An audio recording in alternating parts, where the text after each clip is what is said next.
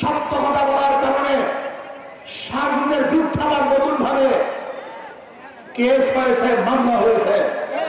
আমি আশ্চর্য হয়ে যাই, বিএনপি প্রতি আমার করুণা হয়, যাদের দ্বারা চক্ষু দান আজকে তাদের কি তোমরা নিন্দা করতেছ, তাদের বিরুদ্ধে কেস দিয়েছ।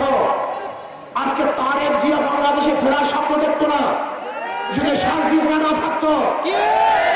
আজকে তোমার নেত্রীকে চিকিৎসা করার জন্য বিদেশে পাঠাতে পারতো না যদি আজকে ওরা না থাকতো। আজকে খোলা আকাশের নিচে মাঠের মধ্যে রাজনীতি করতে পারতো না।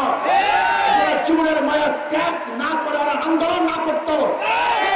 আজকে যাদের মাধ্যমে নেত্রীকে চিকিৎসার জন্য বিদেশে পাঠিয়েছ, তোমার নেতারা বাংলাদেশে আনার ব্যবস্থা করতেছ, আজকে নির্বিঘ্নে রাজনীতি করার সুযোগ পেয়েছ।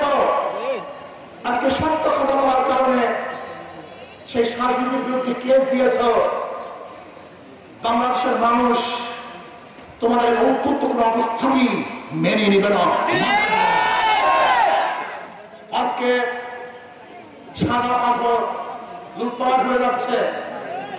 আমি বক্তব্য দিয়েছিলাম পাথর কৌড়ি ছেড়ে দেওয়ার জন্য, আমাদের খনিজ পাথর উত্তোলন করার জন্য, আমি লুটপাট করার জন্য বক্তৃতা করি নাই। আমি ভারত থেকে পাথর চড়া দামে আনার বিরুদ্ধে আন্দোলন করেছিলাম যে আমাদের দেশে পাথর উত্তোলন না করে ভারত থেকে পচা পাথর চড়া দামে আনে, এর বিরুদ্ধে বক্তৃতা দিয়েছিলাম। কিন্তু আমাকে আজকে তারা বলতেছে আমার বক্তৃতার কারণেই নাকি তারা পাথর চুরি করেছে। বিআরটিভির অবস্থা কোথায়? আমি মনে করি পরিবেশ উপদেষ্টা ব্যর্থ হয়েছে। তিনি ব্যর্থ হয়েছেন। তিনি পাথর কৌড়িকে ছেড়ে না দিয়ে বরং লুট করার ব্যবস্থা করেছেন। লুট করার কারণে কি হয়েছে? বহিষ্কার করা হয়েছে। আপনাদের ধারণা কি এতগুলি পাথর কি একদিনই সরানো হয়েছে না দীর্ঘদিন পর্যন্ত সরানো হয়েছিল?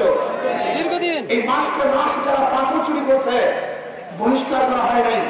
আমি আগেই বলছি, চাঁদা তুললে পুরস্কার, ধরা পড়লে বহিষ্কার, বাইরে হলে গ্রেফতার।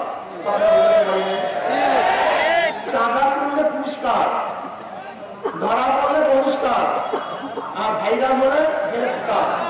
এতদিন চাঁদা তুলছে বহিষ্কার করে নেই, এতদিন পাথর চুরি করছে বহিষ্কার করে, যখন ধরা পড়ছে দেখছেন অবস্থাটা কত সুন্দর ব্যবস্থা। ৫,০০০ উপরে বিএনপি কর্মীদেরকে বহিষ্কার করছে, কিন্তু চাঁদাবাজি পন্থী তো আমরা দেখছিলাম। আপনারা কি দেখছেন নাকি ভাই? তার মানিকগুলো আয়বাস, এগুলো বন্ধের কোনো সিস্টেম নেই। যদি চাঁদাবাজি বন্ধ হয়ে যায় তাহলে দলই তো বন্ধ হয়ে যাবে। তাদের রক্ত তো চাঁদাবাজি। জুলাই বিপ্লবে আন্দোলন শুধু একটা নির্বাচনের জন্য হয় নাই। জুলাই বিপ্লব কেন হয়েছিল? ওয়ালে খাম্বার খাম্বার লিখে দিয়েছে। আমি সাংবাদিক বন্ধুদের প্রশ্ন করতে চাই, আমাকে দেখান তো কোন ওয়ালে বা কোন খাম্বার মধ্যে লেখা ছিল আমরা নির্বাচন চাই। মানুষ কতবার জীবন দিবে, ততবার আন্দোলন করবে, ততবার সংগ্রাম করবে। পিয়ার সিস্টেমে নির্বাচন চাই। আমরা দেখেছেন জরিপের মধ্যে এসছে ৭১% মানুষ পিয়ার সিস্টেমে নির্বাচন চায়। সংখ্যানুপাতিক নির্বাচন চায়। পিয়ার সিস্টেমে নির্বাচন হলে চাঁদাবাজি থাকবে না, গুন্ডামি থাকবে না, নমিনেশন বাণিজ্য চলবে না, পেশি শক্তি ব্যবহার করা হবে না, কালো টাকার ব্যবহার হবে না। প্রত্যেকটা মানুষ তার ভোট অধিকার প্রয়োগ করতে পারবে, সমাহারে সমস্ত মানুষ ভোট দিতে পারবে। সমস্ত জনগণের সংসদ হবে, যে সংসদের মধ্যে সমস্ত দলের আদর্শ এবং নীতির মানুষ সংসদে থাকবে, তাদের বক্তব্য সেখানে তুলে ধরতে পারবে।